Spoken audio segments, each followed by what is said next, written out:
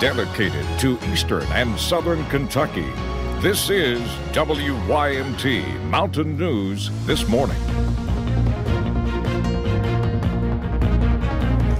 Good morning, I'm Cassidy Strickland. Happy Friday to you. It feels great to say that. I know a lot of people looking forward to the weekend, but at the same time keeping their eye on the forecast.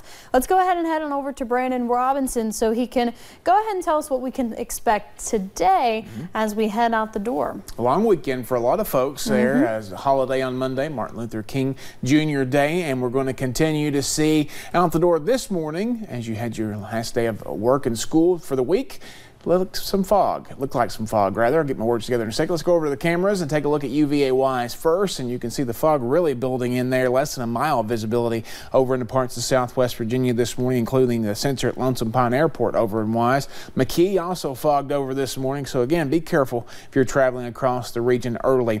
Less than a mile of visibility, as we said, Wise and Harlan as well. 5 miles in Middlesboro, less than 2 miles now in Jacksboro, and 4 in Williamsburg. Those are the areas seeing the worst fog there. We're looking at a dense fog advisory till 10 a.m. for Lee and Wise counties in Virginia, Claiborne and Campbell counties in East Tennessee. Temperatures close to 40. The coolest spots in the region, 37 at Harlan and Wise, probably where they're fogged in there this morning.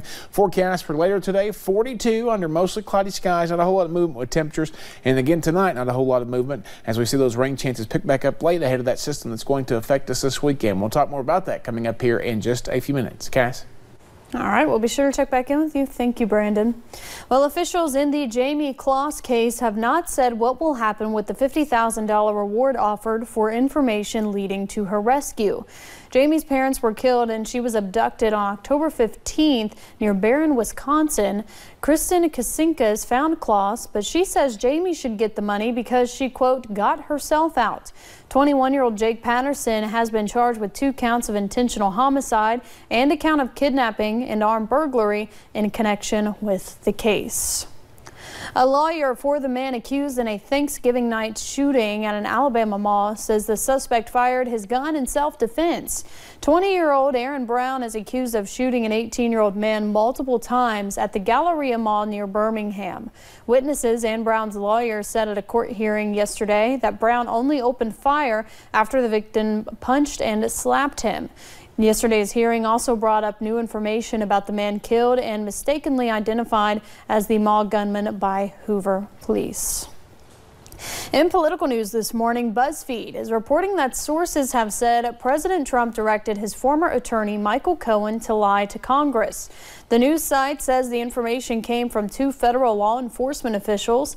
They said the president told Cohen to lie to lawmakers, telling them that talks about building a Trump Tower in Moscow ended months sooner than they really did.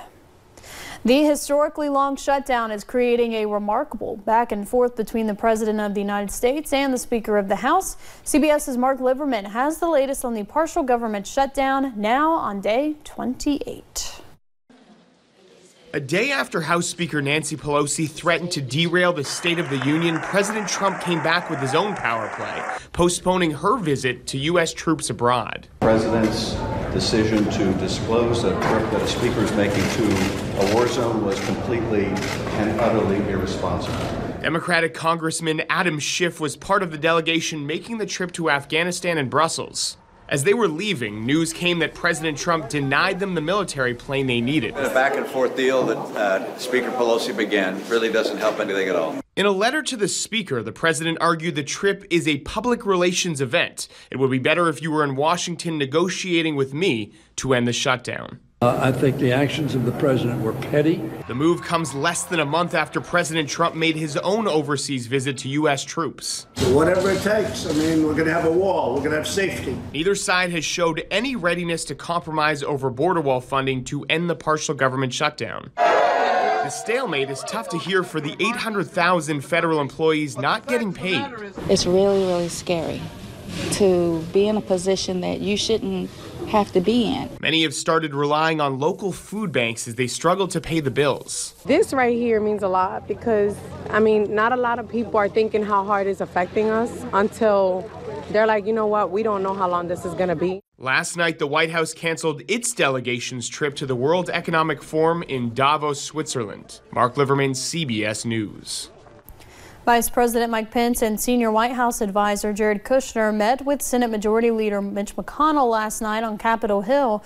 McConnell told reporters, quote, "We're still discussing the situation."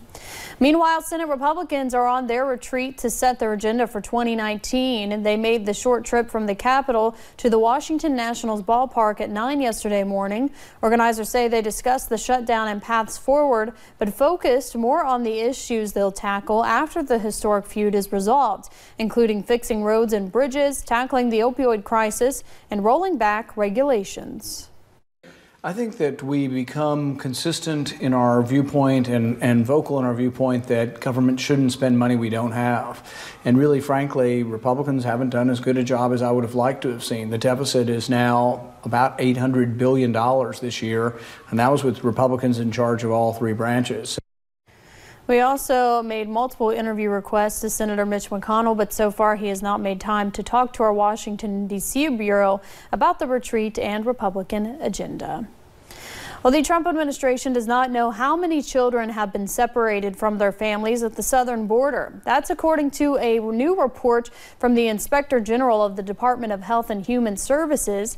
It says that more children have been separated from loved ones than the 2,737 previously reported, but officials do not know the exact number. The report added that the department has run into, quote, significant challenges when it comes to identifying children who were indeed separated. A man charged along with 3 others in the massacre of an Ohio family headed back to court yesterday. George Billy Wagner was arrested outside a Lexington Equine Hospital in November. Wagner is being held without bond. His wife and 2 sons were also taken into custody and charged with the murders of 8 members of the Roden family. Prosecutors turned over 30 gigabytes of material to the defense in the case. Dramatic body cam video from police in Texas shows the moments officers pulled a woman out of a burning vehicle Wednesday night. Check it out. The fire was sparked when a suspected drunk driver leading police on a chase crashed into a pickup truck in suburban Fort Worth. Officers were able to get the woman driving that truck out, but not before it burst into flames. She was transported to the hospital, and her condition is not known at this time. A major waterline problem Sunday evening left close to 500 people in Floyd County without water. A new 350-foot water line will replace the nearly half-century-old line that brought water to many in Floyd County. Officials with the area's water district say their crews have been working day and night. In the meantime, they used an emergency connection from Knott County to restore water to nearly 450 people.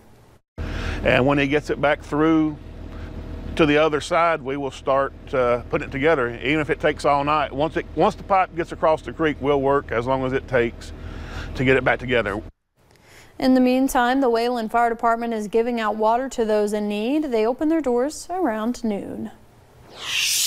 Coming up on Mountain News this morning, we take a look back more than 20 years at a snowstorm that blanketed eastern Kentucky. No snowstorm this weekend, but a wild ride is on the way that most people want to get off of quickly. I tell you, it's going to be crazy. We'll have a look at it coming up about 3 minutes.